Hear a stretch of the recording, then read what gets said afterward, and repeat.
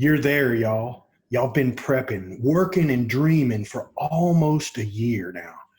And not 300 to 400 yards off, you've gotten exactly what you've been dreaming of. A bull bugles. Yep, that's a bull, all right. But what now? Do I set up and start calling? Where do I set up? What should my partner do? Do I bugle back? What kind of bugle do I use? Do I cow call? Do we get after it and go straight for it? Do we wait and listen and see what he does? Y'all, it's this exact moment that's going to make all the difference for you. And even though there's no surefire answer for all the possible scenarios that you're going to face, there is a process that you can go through to help make the best decisions for a shot opportunity. So on today's show, your elk coaches and I are going to help you with that process, as well as prepare you for what we call Hump Day. Those topics, plus our ElkBros Shout-outs, and we answer some more of our viewers' questions tonight. So, my friends, pull up a chair, adjust your volumes just right, and welcome to Blue Collar Elk Hunting. Welcome to Blue Collar Elk Hunting, brought to you by ElkBros.com, with your host Gilbert Ornelas and elk hunting coach Joe Gilly. You want to hunt elk, and they live to hunt elk. Their goal is to share with you what they have learned grinding it out for over 35 seasons, doing what they love. So come on into camp and set a spell. Welcome to Blue Collar Elk Hunters.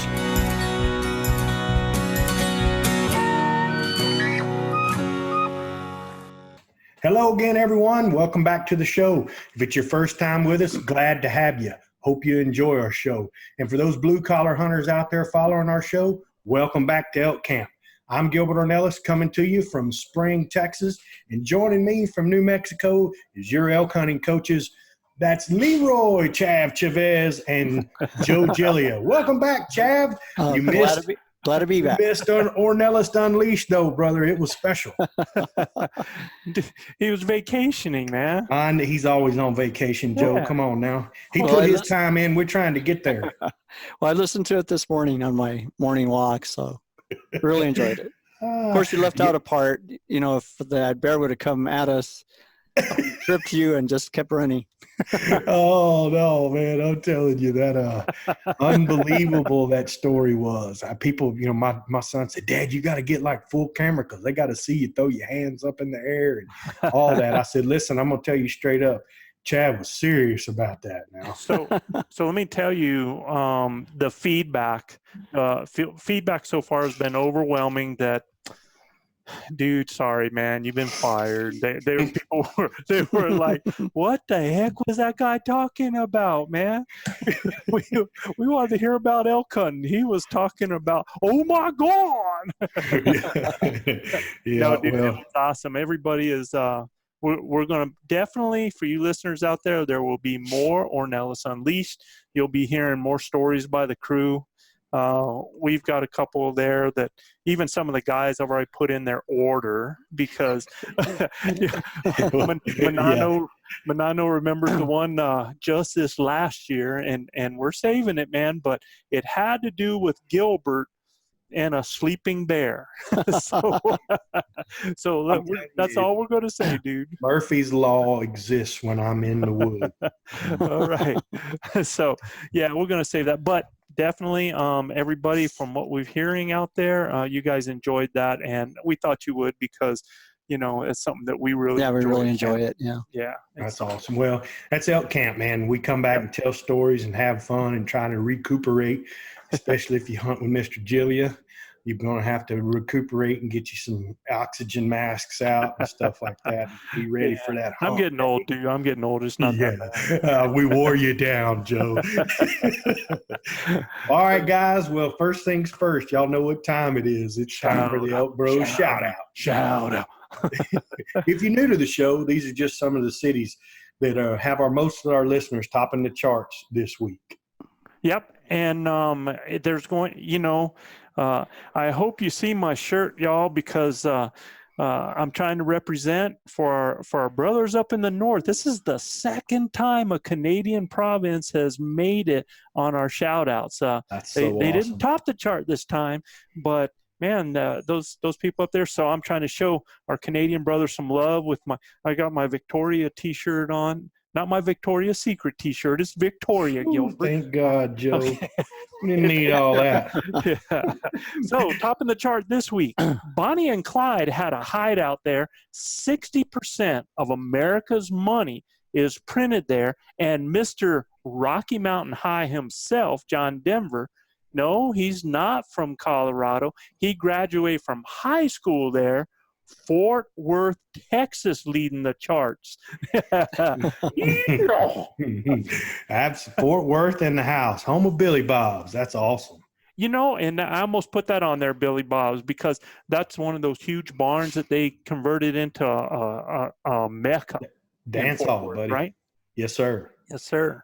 Yes, sir. Okay, the next shout out. This city's name translates to a place to stay forever.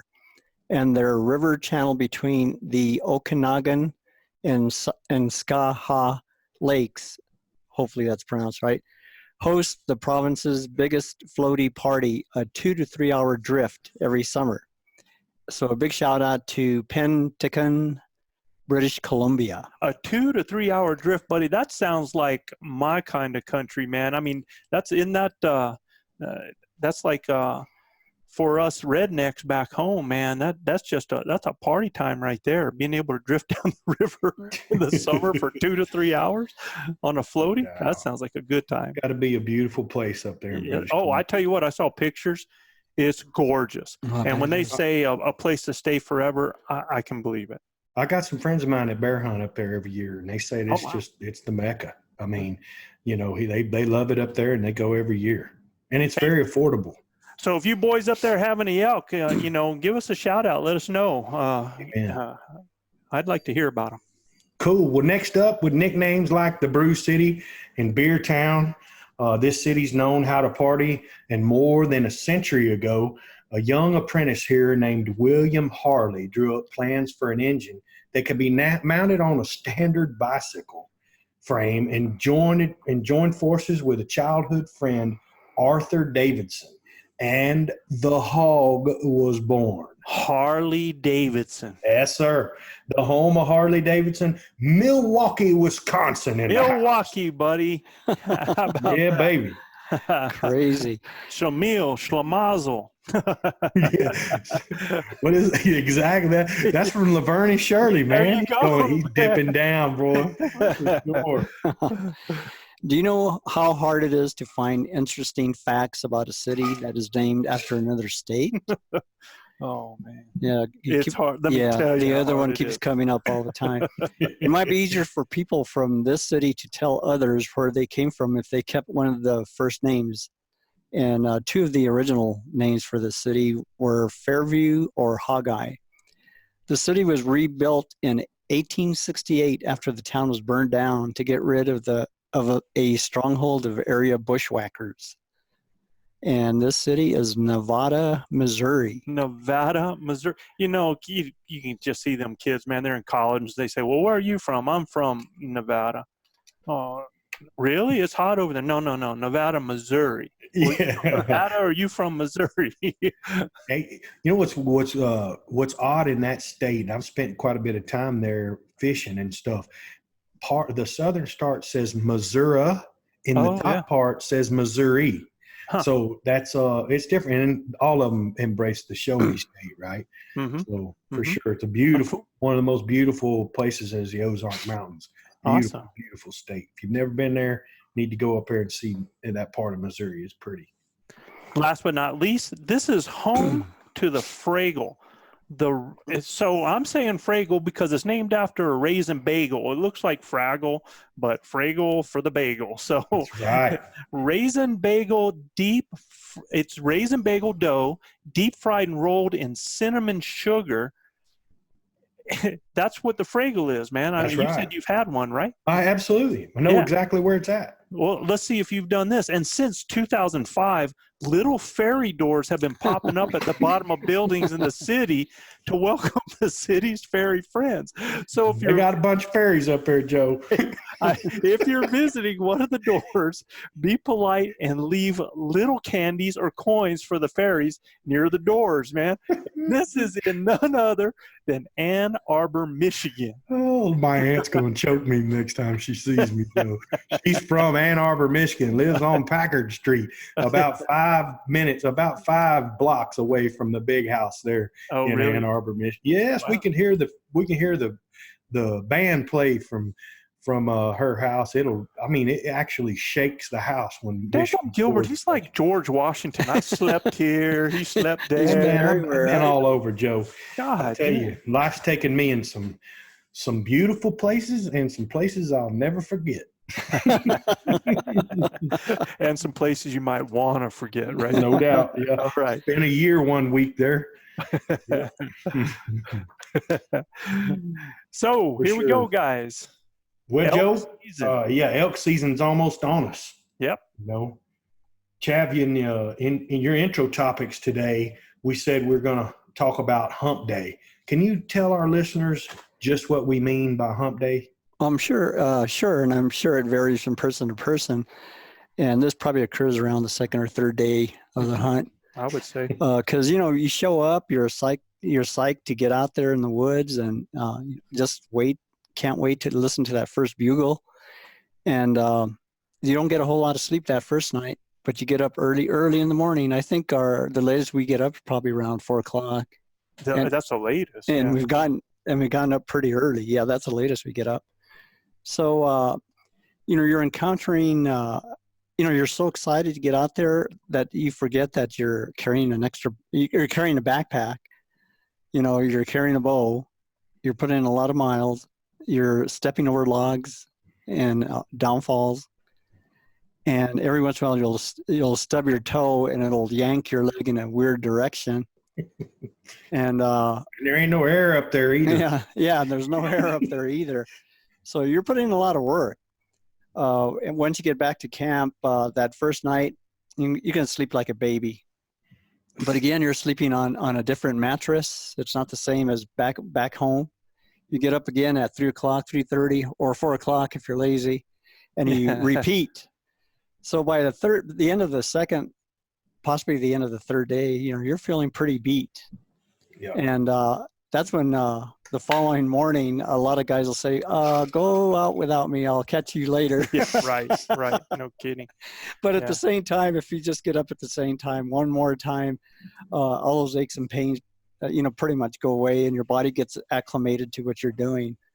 And, that's the hump day. It's just like a regular weekday. You hit that middle of the week and it's downhill after that if you're willing to do it one more time. When the body starts to break in, man. It's right. The body just breaks into a different routine. And we thought it was important to bring up Hump Day to those guys out there because I tell you, here's a shout out to my brother-in-law, Gary, who came out here a couple of times to hunt with us. And Gary had a little bit of trouble with his knees, and you start going up and down those ridges and pounding those knees and just what it does to you sometimes physically if you're not ready.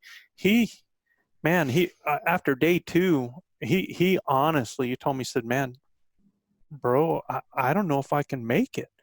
He's like, I'm friggin' beat up. And, he came out the next day and about the end of day 3, he started, like Chav said, it started to come around. His body started to get used to what it was going through. So understand, y'all, that's going to happen. If you're in your really good shape and stuff like that, it might not, you might mitigate some of that. But, it happens for everybody, even for us. When you start carrying that bow around for, miles and 8 to 12 hours out there, the next day you feel it in your traps and along your neck, it gets real tight. Yeah, the straps on your backpack, Yeah. There's a lot of little things. And some people aren't used to carrying binoculars and a rangefinder and a backpack, and all that makes a little bit of difference. Plus your eating habits are different. Sure. you're eating at odd times. Yeah. And sometimes you get back to camp real late. So you're going to eat at 10 o'clock, maybe 11. Right. Yeah. then hit the sack and then get up again at 3:30, 4 o'clock. Yeah. So yeah, there's a lot of factors involved in that. But if you just stick to it, you're gonna break through. So yeah, guys. So there is light at the end of the tunnel. We just want to let you know, because our job as coaches is to make sure that you're mentally and physically ready, and that we help you with your skill set. And part of that mental that you got to know is when you go in that first day, you're going to get through it. Oh, yeah. I mean, because you're just pumped to be out there and it's all good. And then, you get up the next day, you start to feel a little bit of soreness here. And that third day, man, some of the things that you thought you had never felt before, you're feeling it. And then, things start to you start to even out. feel aches and pains in places you didn't Oh man. know. Didn't know you had. Yeah, because even our drives out in the morning to get to a certain location before we start. Yeah, it's a workout on the body. Yeah. I remember when we first scouted last year, we drove probably 45 minutes straight somewhere, and we just stopped, and I just jumped out of the four-wheeler, and my right leg cramped up, and then a second later, my left leg cramped up, and I was in pain, let me tell you. Let me tell you. So, that aspirin routine comes in real handy. So just staying know hydrated that, for me. Yeah, stay hydrated. Know that stuff's going to happen, and there is light at the end of the tunnel. Keep persevering. Keep grinding it out. Be our grinders out there, guys. Okay? Yeah, and what's helped me too is when I hit that hump day, it's maybe backing the throttle down a little bit, and you're still covering ground and stuff like that, but you ain't got to, until you hear something, you really don't have to push that hard. You're going to keep moving. And for me, slowing down a lot of times helps me because I read sign better. I don't run into stuff as quick and blow things up. I mean, right. I'm generally a slow moving guy anyway, and I like to take my time methodically. And for me, Chad said this many times, he feels like if I can get within sight of them and I see them before they see me, they're in a lot of trouble. Because I feel like I can get in their kitchen, without making a sound or anything, but if I have to, they start calling and stuff like that, it's on then, brother. And that hump day kind of goes away once you're in the middle of them. Sure. And that's the only, I think the thing we just wanted to make sure people understood is there might be a point where you figure this is too much for you. And the body does acclimate. It does acclimate. It takes a little bit of time, takes somewhere, but it acclimates. So hang in there, keep grinding it out. Okay. So let's go to our main topic today. Yep. And what we wanted to do with our main topic is that, we're getting so much from everybody that's just wanting to eat up. What should I do when this happens? What call should I use? I'm at this time of year and that, and, what do I look for in areas? So there's so many questions out there. And I know, dudes, sure, you're some of you are less than 30 days away. Some of you are probably 15, 16 days away, and some of 30 days, and it just depends. Because some of these states start right in the middle of August, so they're getting ready to go here real quick. So where's that, Joe? It's happening, bro. Yeah, just a side note, I ran into Joe this morning when I was walking, and he was call calling and bugling, and he actually had a response. Yeah. Really? Yeah. You had a bull bugle back? When I'm hiking out in the morning, it's just a good time. I'm either listening to something or I just start working my calls and everything like that. So I would just, and all of a sudden, man, from across the street over in the river, I was like, oh. Wow. Hey there, buddy. That's pretty cool. Yeah. Well, there's elk so close to y'all's town, man. Oh, yeah. We got to close the door to our room sometimes because they're screaming right here behind the house. And, it's awesome, man. Yeah, it sucks. You suck, Joe. You suck, man. But the whole thing is we know that some of you, it's like a lot of things are about what I do now. So what we wanted to do is we wanted to give you a process, and I wanted to talk about a process with everybody here. And, like Gilbert said in the beginning, you're out there, man, you've done all this stuff, and all of a sudden, man, you got a response to your call. And the big thing, it's like, what do I do now? It's like, how do I process, what I should do? And I want to tell you that there's some things, first of all, that should be processed, determined, and communicated prior to that situation ever happening. Okay. First of all, if you're hunting, early season, or if you're hunting pre-rut, or if you're hunting, peak rut or post rut, you have different things that about the animal's behaviors, what their goals and what their priorities are. So that's something that you have to understand, is that, okay, if I'm hunting pre-rut, okay, then what is the situation of these animals? Well, I've got bulls that are splitting off. They're starting to think about herding up. They're still working on pecking order. So when I get a call back from one of those bulls, what is his mindset? Is he really out to start, fighting right now? No, that's not what he's doing right now. He's, in fact, I was listening to a buddy of mine, Michael Batiste, the other day, and he was talking about how, he called to a particular bull, he got a response, right?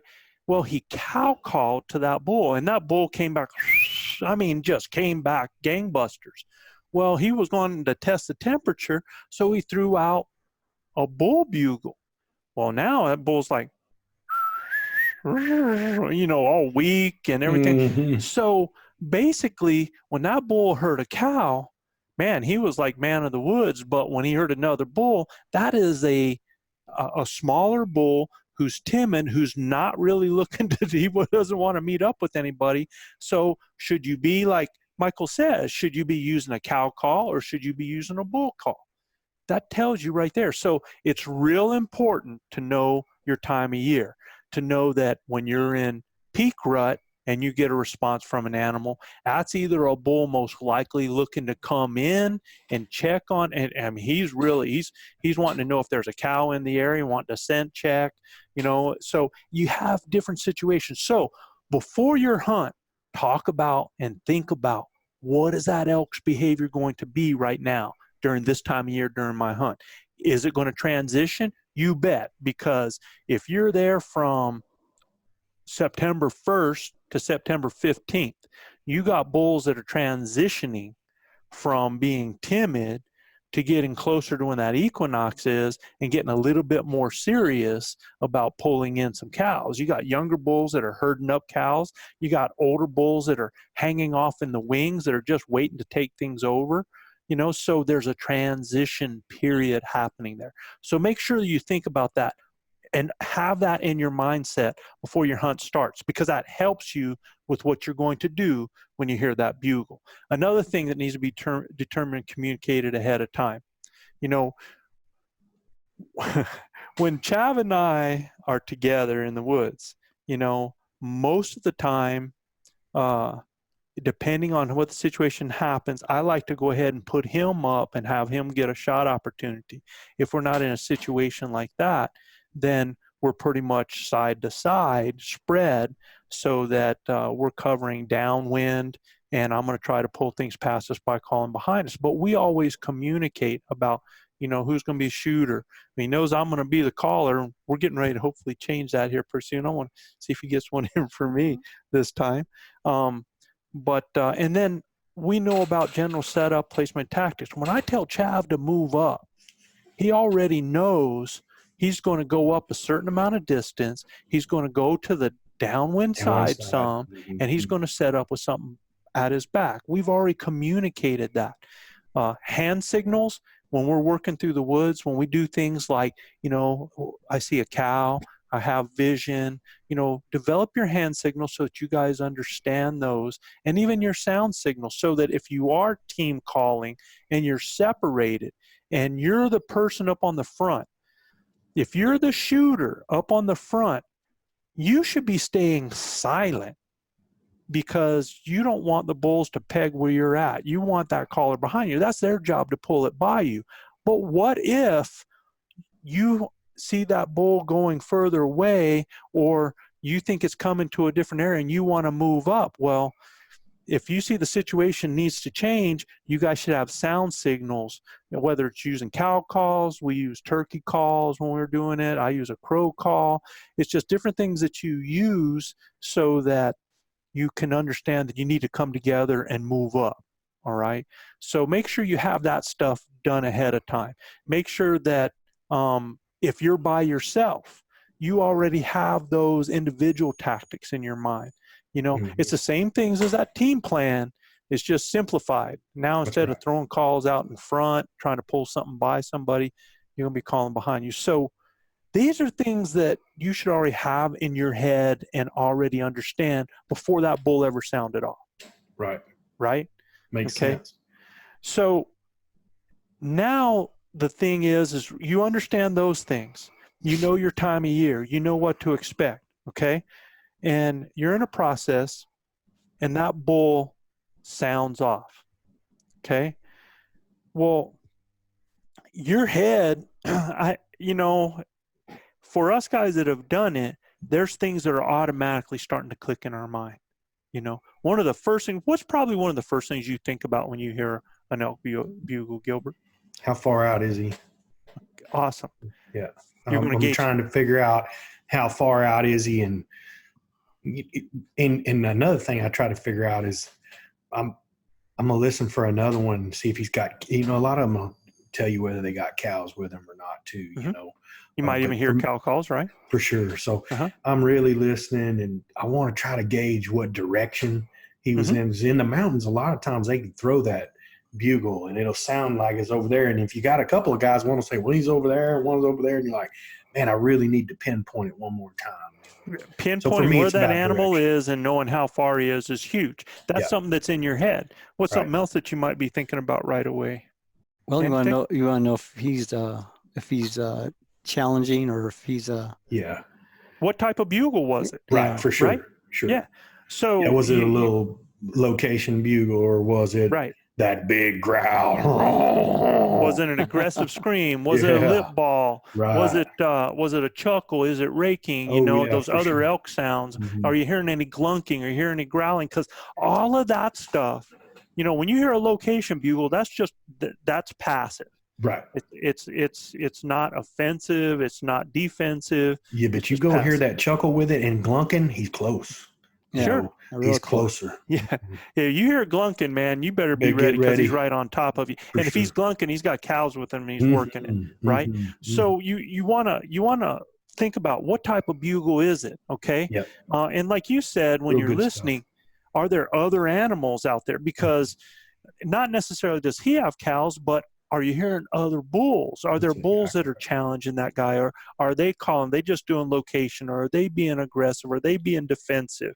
Because now you might develop another story of why those bulls are in the same area. Right. It might be something that you get to move right into the middle of. So in my mind, guys, the process is, I hear that bull bugle, okay? I'm like, how far is it? Where is it, right? Yep. I'm trying to think. What type of bugle is it? Because now my brain's starting to think a little bit. I'm telling you, one of the first things that go on my mind is, which way's the wind going? No doubt. Yeah. Which way's the wind blowing? You can't forget about that. Yeah. Oh, okay. You're right. Then we can make a plan. We know which way the wind's going, where our thermals are coming out of, then make a plan, Yeah. And while you're there, understand that now when I make a decision to move in on an animal, if you're 300, 400 yards out and I make a plan and I've got the wind, I'm going to be aggressive moving in on that animal. Yeah. But just because I hear an animal bugle doesn't mean I've got to just haul on them. I can be a little patient and I can understand what the situation is. So, what time of day is it? If I'm still in the dark, well, those critters are going to kind of be staying there. They're not necessarily moving into the trees already, moving up on the hills. I might have a little bit more time. So that's something in there. What's the terrain and cover? Is it thick? Is it going to be open? Do I have a park up ahead of me? If I do I want to go up on the edge of a park where, now he's going to expect to see me? You got to think about these things. These are in my head right here. Thermals. if it's still dark. But what if it's not? What if it's 8 o'clock going on 9 o'clock and you got those thermals getting ready to change? Now you got to think about, man, if they are heading up a hill, do I go following right behind these guys? Well, if you've listened to us, we tell you never to follow up behind them when they're going up the hill. You want to gain an elevation. You want to parallel them as much as you can. You want to be on the downwind side as much as you can. Okay? So that's something to think about. Do I move in? Do I stay put? Do I follow in shadow? Well, why would you stay put? What are the reasons a hunter might stay put? Bad wind. There you go. Yeah, swirling wind. Yeah. Bad wind. Can't really figure out what location the bugle came from. If you can't figure that out and you got a bad wind, you just need to try and wait and see if something changes.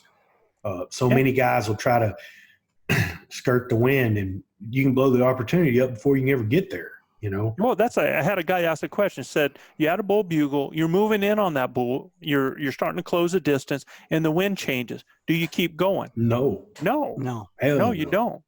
No, you back off on that. And now understand that wind can do crazy things too. Just because the wind is blowing at your neck doesn't necessarily mean that where that animal's at, that it's coming at their nose. Right, We've seen some crazy things happen depending on where they're at. I mean, they could be a little bit good up the and ridge. Bad. Yeah, both ways. So, but you just got to be patient about that. So there's times to move in. If it's dead still out there, or even two things. If it's dead still, and man, you don't have to worry about the thermals. If you're on even level with that animal, you start moving in on that animal. Also, if you've got hard winds, and that hard wind is blowing in your face, and it's going to make it difficult for you to hear that animal if they move off, you got to close that distance because you're going to lose that sound. Right. Yeah. And that wind, I tell you, if I can locate a bull and it's blowing hard and steady, it is a perfect situation. Oh man, no doubt. No, especially spotting and stalking. Yes, sir. Man, we come from the whitetail woods down here, Joe, and they're one of the hardest animals in the world to stalk up on because they just have such great vision and such great hearing and great sense of nose. There's nothing weak on them. And where we hunt, it's like, post toasties you're walking on most of the time. Sure. So, man, you just can't fool their ears. But when you get a big wind and it's real windy, it's one of the best times to still hunt here in Texas is because you can actually get up on animals like that. Sure. You can actually spot and stalk. And I love it. Personally, we got a big hard wind. I know where it's coming from. I know the animals don't like it and they don't like moving around in it. But if you can figure out where they are and go to them and use the wind, and you've got a lot of elements that's in your favor. Yeah, a lot of them, because it eliminates a couple of things. Number one, you got the wind, so the nose is eliminated. Everything's moving in the woods, so that helps mitigate the eyes. And you've got everything shaking around there, so they're hearing everything. So it really has helped you. And that's something that can happen out there, and it works in your favor. Now, again, so all this stuff is in our head. We've heard that bugle, right? We're trying to process. How far is it? Where's that at? What type of bugle was that? What is the wind in my favor? Now, I know what time of day it is. I kind of have an idea of my terrain, my cover in here. I'm not having to worry. The wind's working just right. Thermals are good. So now, what do I do as far as calling?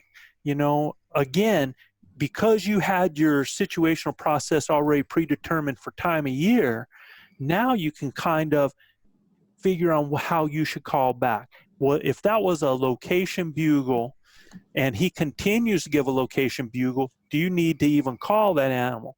No. You just cut the distance and move in. Get to where you can do a setup. And I always, and I teach my guys, when they ask me, what call should I use first? Well, I always tell them this.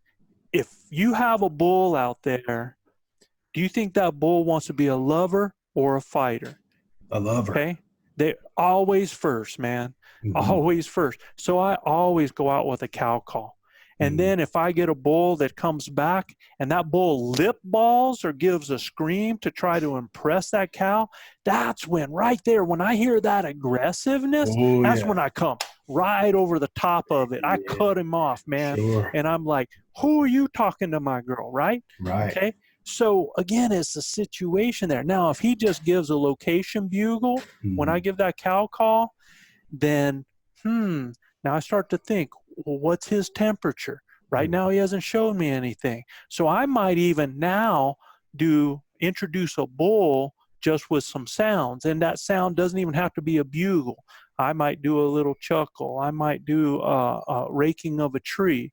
And now if he hears that and I'm within a certain range, then again, I'm starting to take his temperature on how he reacts. I always let the bull that I'm working with determine what I'm going to do. And if I give a location bugle back to him and he gets real timid or he shuts up, all right, there's two things that happens. If he is shut up, he's either coming in or he's like, you know. So that's a point where I might go silent for a little bit and then give that cow call, reintroduce that back again and see if he wants to answer that. If he answers he's in the same place and he was silent, I know he don't want to hear no bull. He don't want nothing to do with the bull because he shut up. Yeah, you know, Joe, for me, one of the, and it's a real simple call. I've heard you do it several times, but for me, when one wants to be quiet, a lot of times I can get him to open back up if I just go, just like that. I mean, it's just a, and you just roll it out, man, and it's real subtle. But you use your bugle tube, and you just, man, I'm telling you, one will go, hey, what was that? One more time, right? And let you know, hey, man, I am still here, right? And you know that's especially going to be one of those, because when you make that noise right there like that, those low gutturals is generally when you have a cow in the area. So, you know, when they hear stuff like that, and you guys listen to our other things on some of our calls and why we do it, and if there's certain things that or sequences or situations you want to hear more about how we respond with calls, send us those questions, man, and we'll tell you exactly how we respond to it. But you know, all of these things are working in our head. That's our process. Number one, which direction he is, how far. Again, that can be a little tricky, whether he's bugling away from you or bugling at you. That's why it's so good to hunt in pairs, Joe. You know, if you got a partner to ride the river with you, man, it just really helps. I kind of used to think it was better one-on-one, but man, 2-on-1 is even better. I mean, you just get a sense of direction and you got a little more scent in the woods, but if you're managing that, I just think, man, your chances of opportunity go up instead of down, you know. So for those people out there that don't know, from age 20 until about age, I don't know, 45, I could hear a bugle before anybody. I mean, no matter how far, I could pinpoint stuff. But because of shooting weapons at such an early age without protection and stuff, I started to lose my hearing. I actually wear hearing aids now. And so for me, it's almost a necessity to be with somebody now.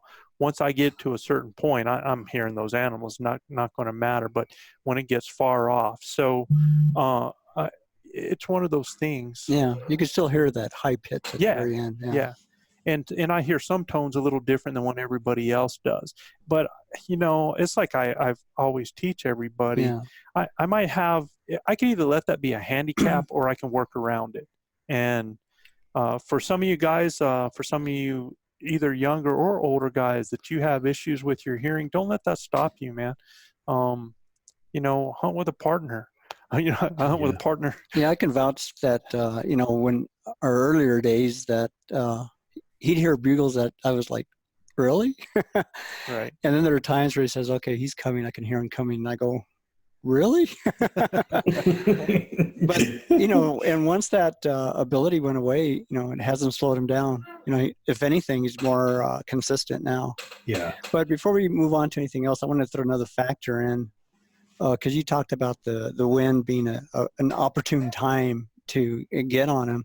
Well, if there's a slight drizzle or rain, oh man, yeah. I mean, there's no hesitation there, is there? No, Because no. I feel, personally, I feel that whenever there's a drizzle or a light rain, that the scent is grounded. That's how I feel, and maybe it isn't, but No, but I mean, and Agreed. those animals really start to react. Now in a downpour, you might as well just hunker down. Just hunker down, because ain't Hunker nothing down, happening Joe. out there. That's right. Yeah. Get your packs out, get your parkas out and hunker down. Right. That's another thing is when guys, with all the new technology we have, the cool thing with Onyx, it's got radar on it. You can see the rain and storms coming. Y'all be prudent with that stuff when you're out in the woods, man. Get somewhere that's got some shelter. A lot of times we'll have big hail and a lot of lightning and stuff like that. So don't leave the rain suit at home. Yeah. Pack it Especially with if you. it looks pretty nice. No, But a lot of people just stay in camp if they feel a drizzle or a rain. and that lightning scares the crap out of me, though, me man. too. I slept many a night in the truck, man. Hell with it. I'll go and tangle with a bear, dude, but that lightning, it's like, oh. Well, it's out of this world, man. If you got a shot against a bear, the lightning's going to fry you. Something that I wanted to talk about just a little bit more in our processing too is about terrain and cover, because you guys got to think about this. The thicker the area that you're in when you have an animal respond, the more options you have. Because if you're cow calling to a bull, and that's why I tell people not to throw their cow calls in front of them with any kind of tube, or, That's right. if you're just using your mouth or something, you can kind of cover your mouth and throw them off to the side or throw them behind you. Or if I use a flex tube, throw them behind you, because you want that bull to think that you're 40 yards further back than what you are, because they're great at pinpointing. So if you're in an area that's got that, where you can see through those pines for 120 yards, that's actually it's great for seeing elk, but it's not great for killing elk, because, that's where the decoys come in. Right. And we're going to talk more about decoys in another podcast.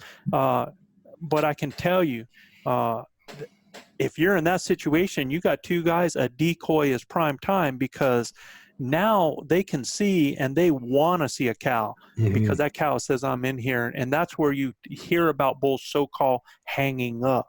And what that is because they're like, well, I hear a cow and that cow should be right there, and I don't see a cow. So she better show up. I've seen them come a long way. I've seen them come a long way and cross obstacles to come to a decoy. Yeah. Yeah, for sure. They sure will. So you got to think about your terrain, man. Think about that. That's part of your processing too. Don't, if you're in an open area, then what you have to do is you almost have to use that terrain, the dips in it, so that you can be calling from an area that bull can't see, so that he has to come over a rise within 30 yards from where you're at, so that you can actually get a shot when they should be able to see a cow. So think about that. So again, that's all of our processing. We hope that this has helped you. So in that beginning scenario, when you heard a bull call, man, it should be right away. Which direction, how far? If I'm 400 yards out, I want to cut that distance to 150, 200 yards. That's where I want to start working from. And now, if I'm going to do that, how's my wind? Is that bull sounding off again? Do I know that direction? Or do I need to get him to call to me again? A lot of times I try not to call until I'm kind of getting close in that bubble range of 150 to 200. Now, when you hear me say bubble on an elk, when you are really within an elk's bubble that something's going to happen, it's 100 yards in, But when you're in that 200 and 150, you can call that bull to you. And so you got to be thinking about all of those things, okay? If you hear a bull 400 yards out and you just set up thinking you're going to call that animal to you, or a half mile out or something like that's not going to happen, So Joe, that brings up a great question. So you talk about the bubble. When you start that bubble 100 yards in, or would you say that you'd really get more aggressive the closer you got?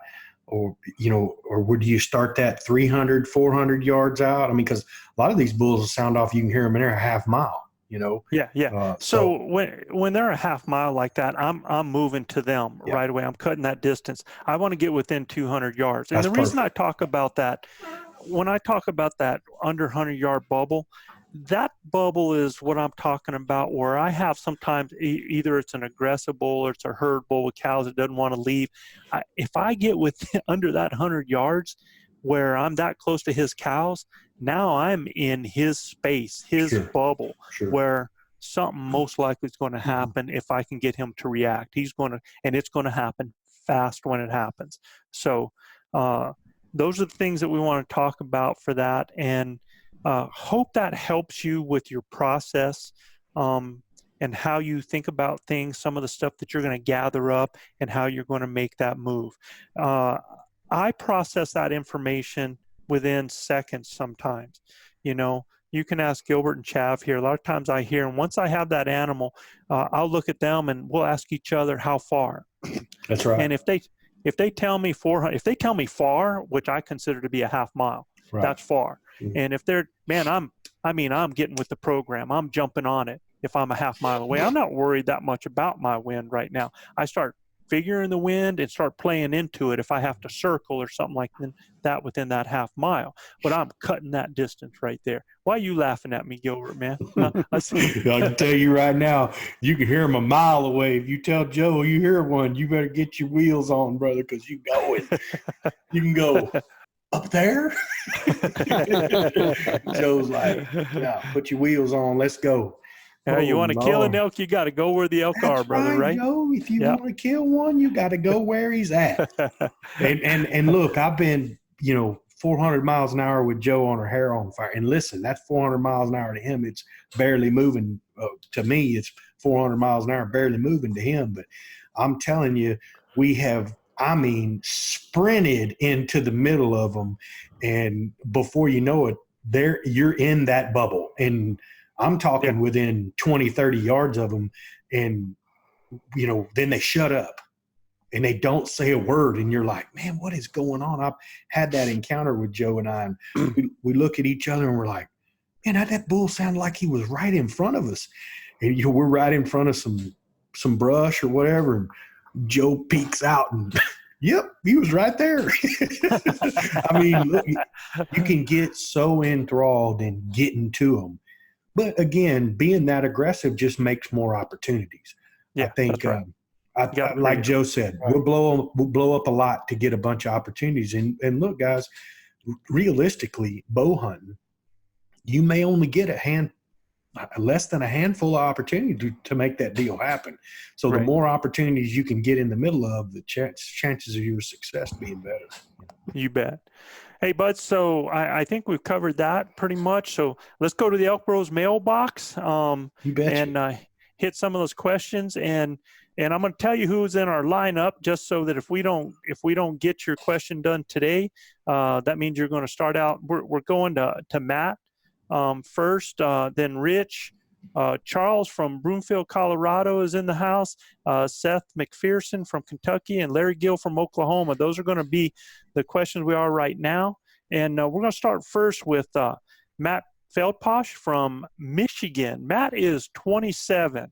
And we talked about Matt last time, week, Joe. Right? Yeah, that's right. And you betcha.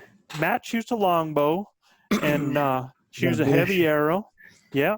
Mm-hmm. And he, he's talking about his FOC. We're not going to get into that right now, but I can tell you, Matt, you're a man after our own heart shooting the longbow, because you hear us talking about Carl Gamage all the time, and him and RC were longbow shooters, and they used to give me heck. Old Carl is always like, yeah, you shoot them nuclear bows. So it only took 5 years of hunting with me, Joe, to turn them. Yeah, it didn't take too long, man. When we're bringing animals in and they're like, dang. So he's heading out to Utah this year with his longbow, and he wants to get it doesn't matter to him. And last time we talked about the hope thing, because in his question he said that he was heading out in hopes of getting any type of elk. And we're not going to dwell on that too much, but like we said, man, we're going to turn that hope into an action, and we're going to make sure that you're confident. We want you, Matt, when you walk into the woods, anytime you walk into the woods with that bow in your hand, you feel like you can kill something. So that's where we want you to be. And he's not real picky. He's talking about he wants a cow, a spike, or a bull, right? So the first part, his first question that he had, though, was he's trying to work out the shoe thing, the shoe wear. He said, I know Joe mentioned he wore tennis shoes for a while. For a while, I wear them. If the weather's good, I got tennis shoes on my feet. For sure. But I also hear a lot of guys talk about important ankle stability and boots. And that's the reason Chav wears boots, is because he's got weak ankles. Me too. I also don't have any old running shoes to wear, and I'm okay with buying a pair of hiking shoes, boots that are a good budget shoe or boot. Do you guys have any suggestions? Now, he's talking budget here.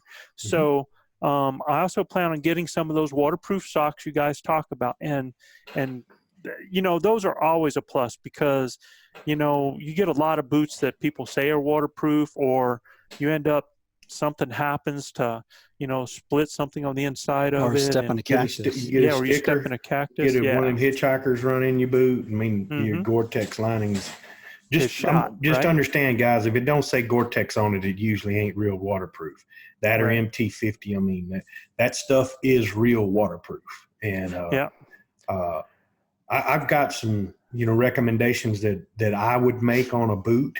And you know, any tennis shoe like Joe wears with a good waterproof socks, great. Because early in the morning, guys, you're gonna have a lot of dew, so you want to have a pretty good set of gaiters to keep your socks from getting soaking wet. Most important thing in the world is keeping your feet dry. If you can keep your feet dry, man, you can go all day. But when you start getting your feet wet, you're gonna get blisters, and when you get blisters, no bueno. I mean, you shut down. Your feet can't take it. And I'm telling you, the terrain you're going to be in is not going to be conducive for everyday footwear, right? I wear a really good sock, and I pay good money for them. What boot were you going to recommend for? Yeah, so I wear I have 3 different pairs of boots I wear, because are any of them budget boots? Absolutely, man. One of them's a North Face pair of boots. They're a North Face pack boot, and it is very lightweight. It's an actual hiking boot that is Gore-Tex. It's brown. They're under $150. Okay, cool. That's awesome right there. I'm going to tell you right now, the best $150 you'll ever spend. It's very lightweight, and they're the most comfortable pair that I wear. That, and now the other one I wear is a Cabela's Mindel Hiker. And listen, it's a fantastic boot, but it's very expensive. It's $270. But I'm going to tell you right now, it's also one of the best boots I've ever worn, right? So I can tell you that I wear 3 different types of boots. One of them's a Cabela's brand boot. The other one's a North Face boot, right? And they're both fantastic. I don't have foot issues when I'm in the mountains. I learned my first year when I came with some big old heavy boots that I had. Man, you don't want that, I can tell you, because you're dragging them things around. And I wear a pair of Pinnacle snake boots too. And when it's going to be, I know we're going to be in real high meadow grass. They're lightweight, about 3 pounds a piece. They cover my legs from getting wet. So they're a little bit heavier than my pack boots, but they're really good. Well, I even wear gaiters with my tennis shoes. That's right. And the only object is when I wear tennis shoes in a wet dew morning and I have waterproof socks on, I don't worry about my shoes getting wet. I just want to keep water from running down inside my socks. And getting my britches on the bottom, you know, so that they're making all kinds of noise and slopping around. So I'll even wear gaiters with my tennis shoes. And I can tell you, Max, for me, my feet were always wet. When I first started and I didn't have waterproof socks in the morning, you know, but we're in a little bit different situation. We're in New Mexico, where we don't get a ton of wet all the time. And if my feet were wet and I was hiking, as soon as the sun came up, man, by noon, my feet would be dried out just from, you know, the warmth of my feet would end up evaporating that out. And I didn't get blisters because I'm wearing tennis shoes. I'm not wearing boots, and they pretty much stayed conformed to my feet. And so now that was then because that's all I had. And now I wear tennis shoes. I have a pair of boots, and because I need them for, bad muddy stuff or snow. But if I can wear my running shoes, that's what I'd rather hunt in. But as far as a budget shoe that was really a great shoe in our camp were the Merrells. I got a pair sitting right here in front of me. I was going to say I got a pair of Merrell hiking boots that I wear. They're awesome. Yeah. Fantastic boot. Yeah, and I think you wear an Under Armour. Yeah, a lower end Ridge Reaper. Under Armour. They're extremely light. Mm-hmm.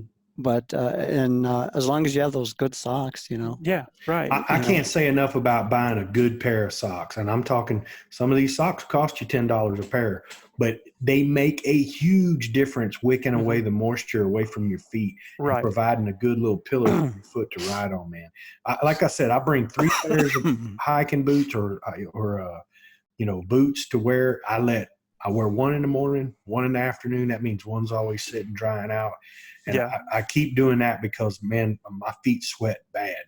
And I will get blisters if I don't have good pairs of boots and socks. So his next question is, also, I'm a little worried about camp with food and water.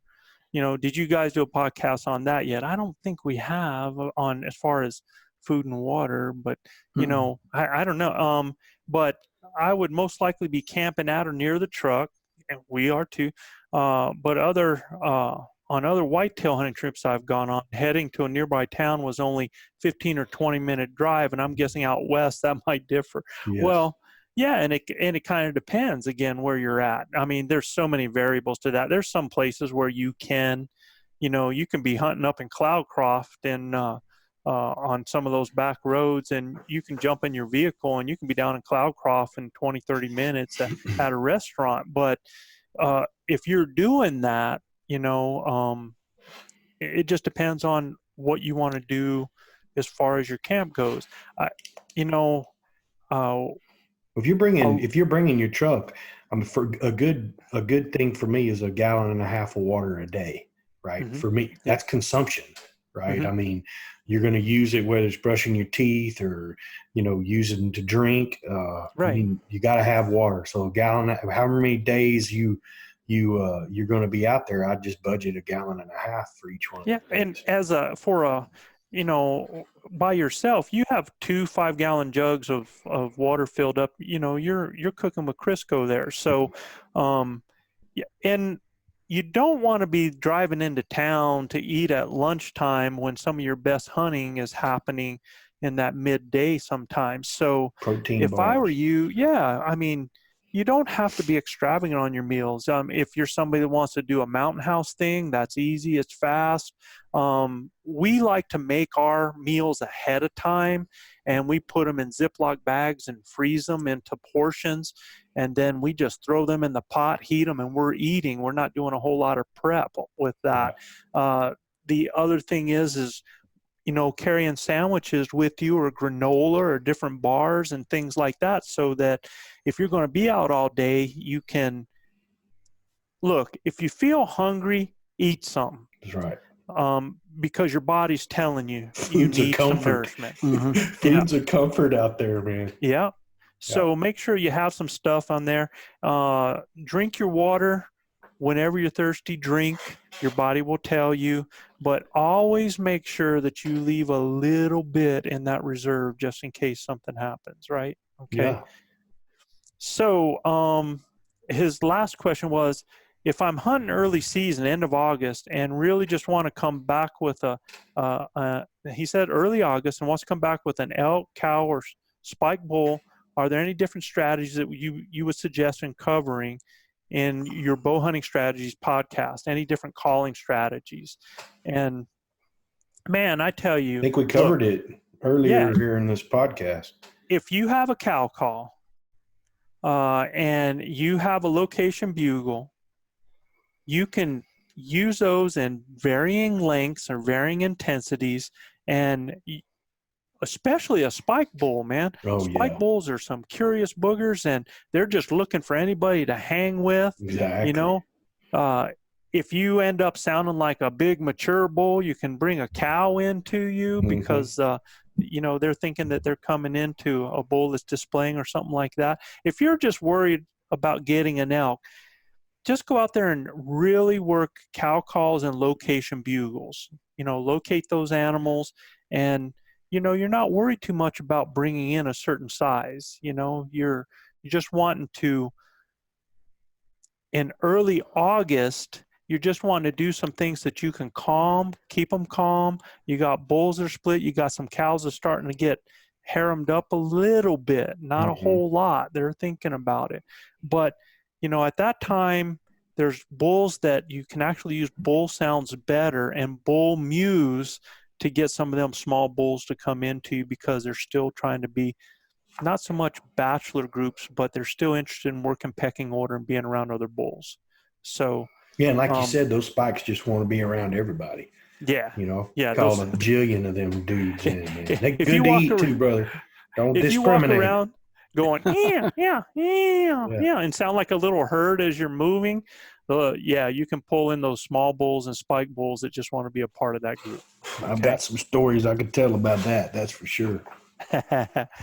So we're going to go to Rich Straight from Lincoln, Nebraska. Hey, Rich, how are you, buddy?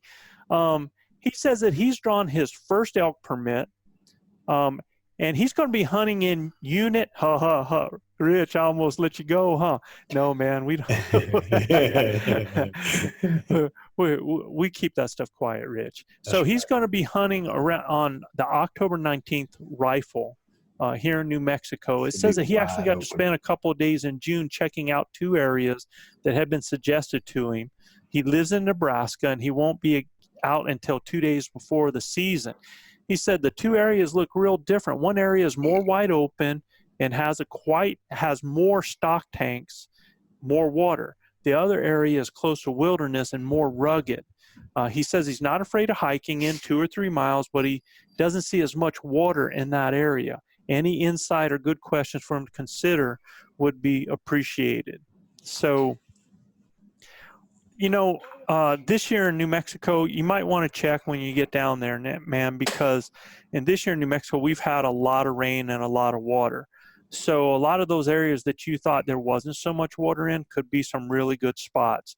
But at October 19th, bud, there's still bulls bugling that you can locate.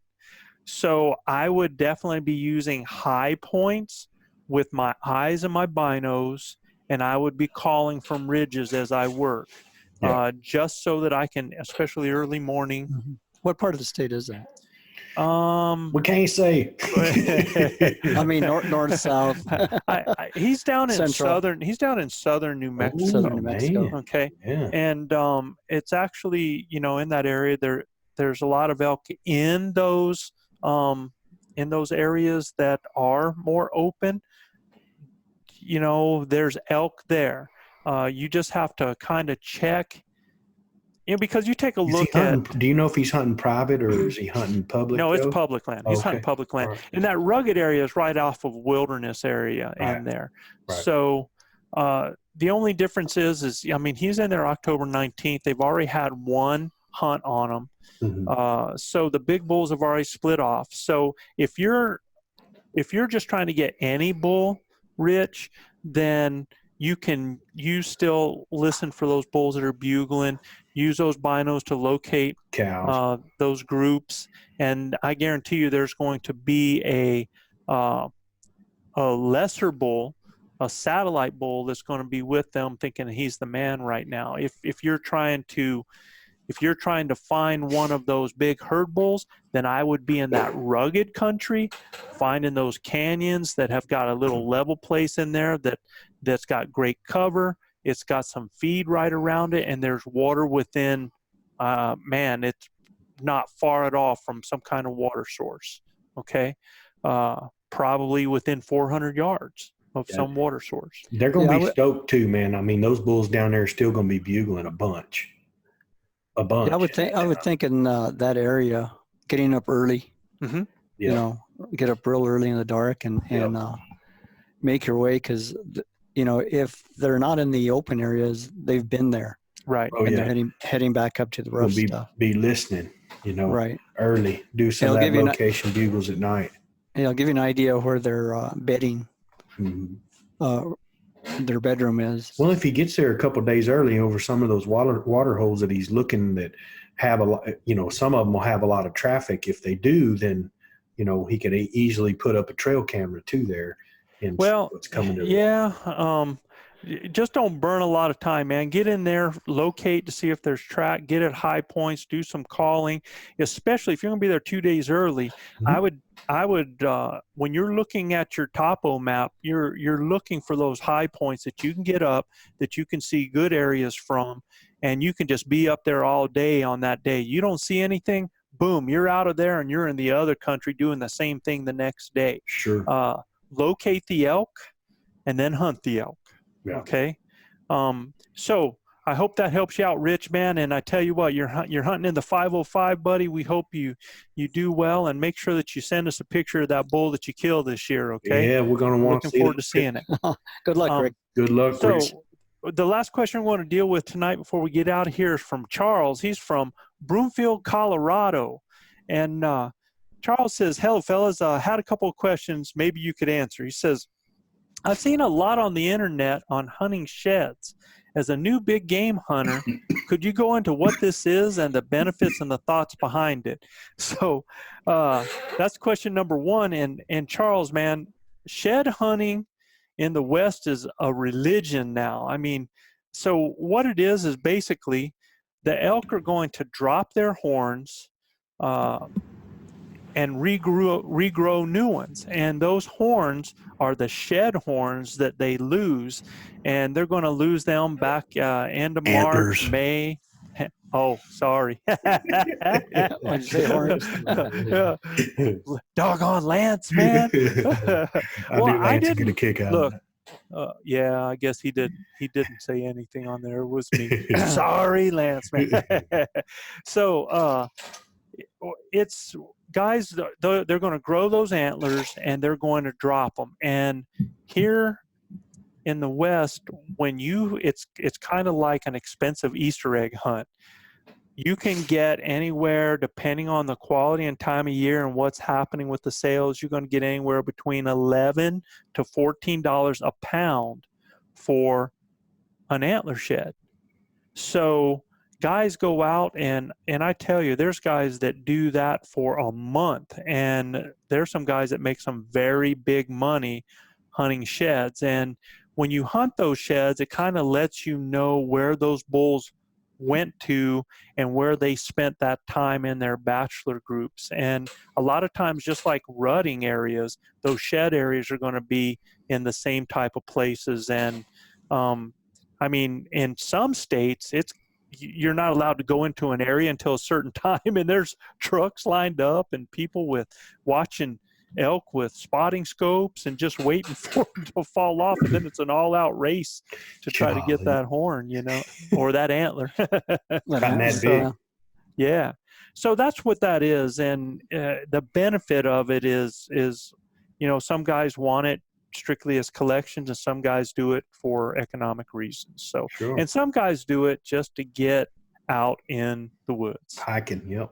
Yep. It's just a good time. And, we have those expeditions. There's a lot of times we've hiked and we haven't found one, but it don't matter, man. It's a blast being out there. Yep. His last question was, if I'm not listening through iTunes, what's the most beneficial way to you guys for me to leave you reviews? Oh, okay. Oh, man, that's awesome, bud. And it is a good question, because basically the reviews for podcasts is pretty much an Apple thing. You either have to go to Apple Podcasts on your app on your phone, or you have to go on a computer, and you can download it both on a Mac or a PC and iTunes, and you have to go through to that. You have to look us up, Blue Collar Elk Hunting, go in, and you can then rate and or review. Okay, so right now Apple controls that. I know that I've heard that there's some places and some of the other apps that you have to really look for to be able to rate. But I'm telling you, if you look up if you go to Apple Podcasts, if you have an iPhone, you can go to it. You scroll all the way down because it'll have episodes. You just keep scrolling down until you see reviews and ratings. And then you can click on reviews there to review it. And you can give us a 5-star, man. So that's pretty much how you do that. And for all you guys out there listening, we would love to have your reviews. And please subscribe too. Over on YouTube, we're like 14 people away from being able to do live broadcasts on YouTube because we need 100 in order to be able to do that. So go to our spots and subscribe and send us some reviews. Send us a letter.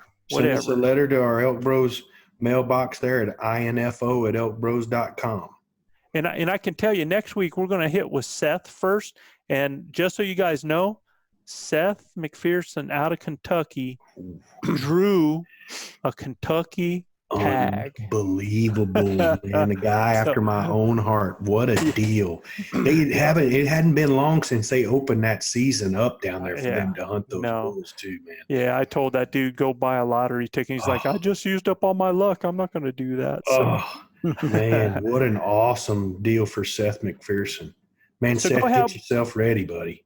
Let's close out for tonight, bud, and let's get ready for next time.